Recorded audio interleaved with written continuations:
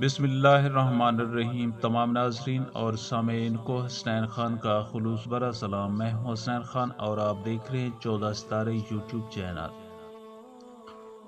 معزز دوستو، عجم کا ایک بادشاہ جو بہت بڑا ظالم تھا، اپنی عوام پر طرح طرح کی سختیاں کرتا اور بے شمار لوگوں کو قید میں ڈال کے رکھتا تھا۔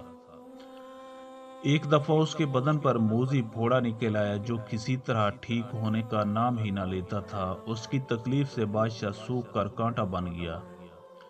ایک درباری نے اس کو بتایا کہ جہاں پناہ شہر میں ایک خدا رسیدہ بزرگ ہیں، ان کی دعا سے بگڑے کام بن جاتے ہیں۔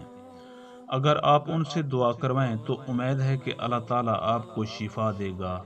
بادشاہ نے ان کو بلا بھیجا اور دعا کے لیے درخواست کی۔ انہوں نے بادشاہ کو غصے سے دیکھا اور کہا کہ اے بادشاہ، میری دعا تیرے لیے کب مفید ہوگی، جبکہ بے گناہ لوگ تیرے ہاتھوں قید و بند کی سختیاں جھیل رہے ہیں اور ان کی بد دعائیں تیرا پیچھا کر رہی ہیں۔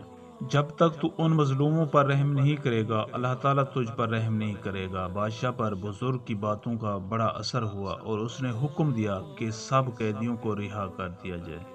جب سب لوگ رہا ہو گئے تو اللہ کے اس نیک بندے نے بارگاہ الہی میں عاجزی سے دعا کی کہ الہی، تو نے اس کو نافرمانی میں پکڑا، اب اس نے اطاعت اختیار کی ہے تو تو بھی اس پر رحم فرما۔